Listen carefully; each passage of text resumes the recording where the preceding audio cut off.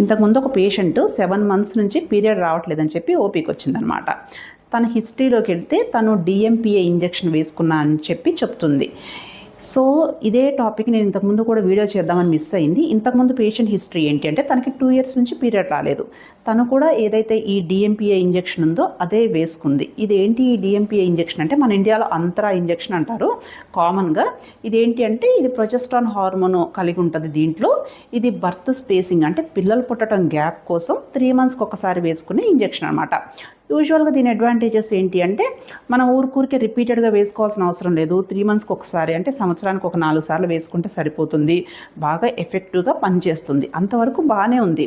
కానీ ఇది వేసుకున్న తర్వాత చాలా కామన్గా ఇర్రెగ్యులర్గా పీరియడ్స్ కానీ ఇలాగే లాంగ్ టర్మ్ ఎమనూరియా అంటే పీరియడ్స్ రాకపోవటం కానీ చాలా కామన్గా చూస్తున్నాను. నేను ప్రాక్టికల్గా చాలా కేసెస్ చూసా.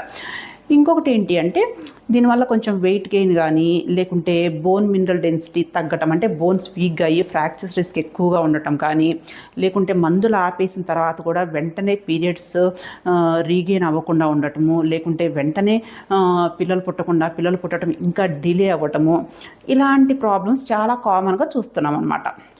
సో మీరు బర్త్ స్పేసింగ్ కోసం మీరు కాంట్రసెప్షన్ ఎంచుకునేటప్పుడు మీ డాక్టర్ గారితో మీ రిక్వైర్మెంట్స్ని పట్టి అన్నీ డిస్కస్ చేసుకొని ఇన్ కేస్ మీరు ఇంజెక్షన్స్ తీసుకుంటే దాని లాభ నష్టాలు అన్నీ తెలుసుకొని వేసుకోండి. అంటే FDA కూడా గైడ్లైన్స్ ఇచ్చిందనమాట. ఏంటంటే ఈ ఇంజెక్షన్ more than 2 years అనేది వాడకూడదు అని చెప్పి. సో మీరు గ్యాప్ కావాలి అంటే సైడ్ ఎఫెక్ట్స్ చాలా తక్కువగా ఉండే కాపర్టీ లాంటివి ఎంచుకోవటం అయితే ఇంకా బెటర్ ఆప్షను.